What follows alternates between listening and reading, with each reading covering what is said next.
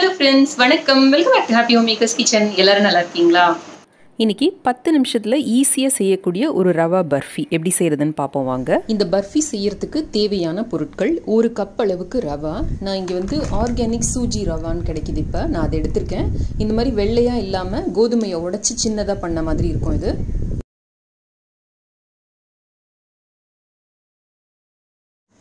அரை கப் அளவுக்கு துருவின தேங்காய், அரை கப் அளவுக்கு கடலை மாவு, அரை கப் அளவுக்கு பாதாம் பொடி, ஒரு 10லேருந்து 15 பாதாம் எடுத்து நல்லா ஊற வச்சு தோல் உரிச்சிட்டு நல்லா தொடச்சிட்டு மிக்சியில் போட்டு பல்ஸ் பண்ணி எடுத்துக்கிட்டிங்கன்னா இந்த மாதிரி கிடைக்கும்.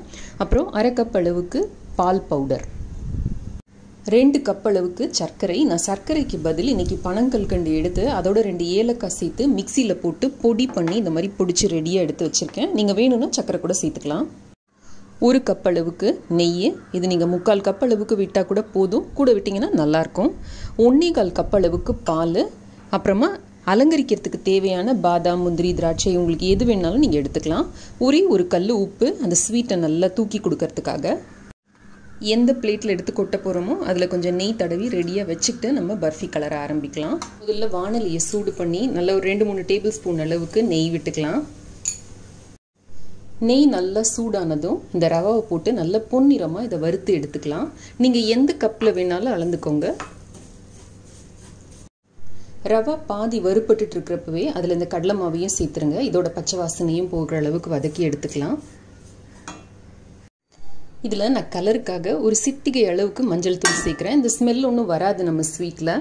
ரவா நல்லா வறுப்பட்டு வாசனை வந்ததும் இந்த தேங்காயும் சேர்த்து ஒரு வறுத்துக்கலாம். தேங்காய் நல்லா வறுப்பட்டு இருக்கிறப்பவே இந்த பாதாம் பொடி மற்றும் இந்த பால் பொடி இதையும் சேர்த்து நல்லா கலந்து விட்டுக்கலாம். இதோட ஒரே ஒரு சிட்டிகை உப்பு போட்டுக்கோங்க.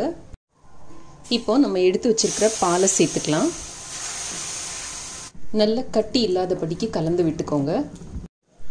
ஒரே நிமிஷத்தில் இது இந்த மாதிரி நல்லா கட்டியாக திரண்டு வந்துடும். இப்போ இதோட இன்னொரு 1/4 கப் அளவுக்கு நெய் சேர்த்துக்கோங்க. ரவை நல்லா இந்த மாதிரி வெந்த மாதிரி வந்த உடனே நம்ம எடுத்து வச்சிருக்கிற சர்க்கரை பனங்கற்கண்டு பொடி சேர்க்குறேன்னா இதையும் சேர்த்து நல்லா கலந்துக்கலாம். சுகர் ஆட் பண்ணுற மாதிரி இருந்ததுன்னா நீங்கள் டைரெக்டாக அப்படியே போடலாம், அரைச்செல்லாம் போடணுன்ட்டு அவசியம் இல்லை. சர்க்கரை சேர்த்ததும் லேசாக அந்த கலவை அப்படியே இளகி கொடுக்கும். கலந்து விட்டுக்கிட்டே இருங்க. தீயை மிதமாக வச்சுக்கோங்க. நீங்கள் பனங்கல்கண்டு எடுக்கிற மாதிரி இருந்ததுன்னா அதை மிக்சியில் போட்டு பொடி பண்ணிவிட்டு அதுக்கப்புறமா அளந்துக்கோங்க. அப்போ தான் அளவு கரெக்டாக வரும். இப்போ இன்னும் கொஞ்சம் நல்லா திக்காக இருக்குது. இன்னொரு 2 டேபிள் ஸ்பூன் அளவுக்கு நெய் விட்டுக்கலாம்.